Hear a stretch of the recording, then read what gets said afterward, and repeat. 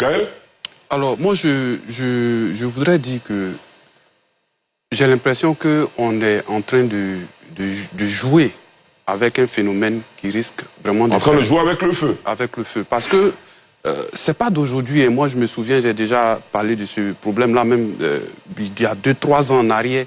Parce qu'il y a certaines zones, quand vous arrivez, il y a la complicité du chef du village, la complicité des populations. Souvent même des cadres du village.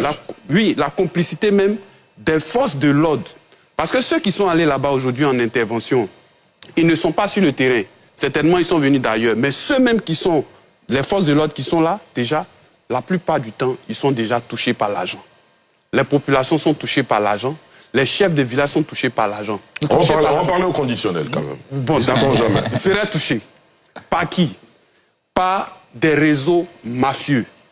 Et comme Eric le disait tout à l'heure, ce sont des choses qui se développent très vite, où l'argent circule, où la prostitution circule, se développe, avec tout son corollaire.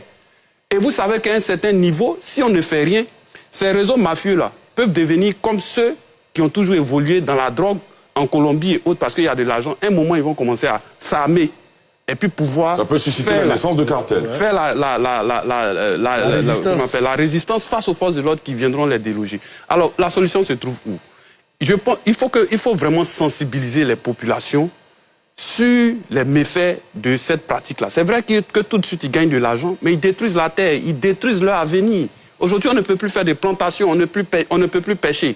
Alors que ça, c'est une activité rapide, vous finissez de détruire, vous avez l'argent, vous dépensez rapidement là, et puis c'est fini. Après, ce sont les générations à venir que vous sacrifiez comme ça sans vous rendre compte. Il faut leur passer ce message-là, il faut vraiment les sensibiliser. Si on ne peut pas le faire ici, on ne pourra pas s'en sortir. Maintenant, on parle d'orpaillage illégal. Ceux qui veulent aller un peu plus loin dans la réflexion, qui veulent philosopher un peu, vont se dire, mais à quel moment on parle d'orpaillage illégal?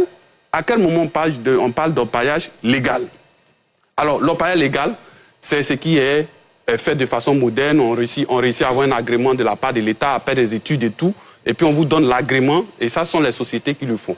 Il faut que l'État, dans ce sens-là, si on est sûr qu'on veut vraiment faire l'exploitation, on puisse, par exemple, construire des entreprises dédiées à cela, qui ont l'agrément officiellement, qui pourront recruter les jeunes de ces zones-là qui vont travailler. Mais aujourd'hui, si on vient, on trouve des jeunes dans la localité qui s'en nourrissent, qui vivent de cela. On leur dit d'arrêter, tout simplement. Ils vont vous demander qu'est-ce qu'on va faire si on arrête. Parce qu'il y en a même qui ont détruit des plantations pour ça.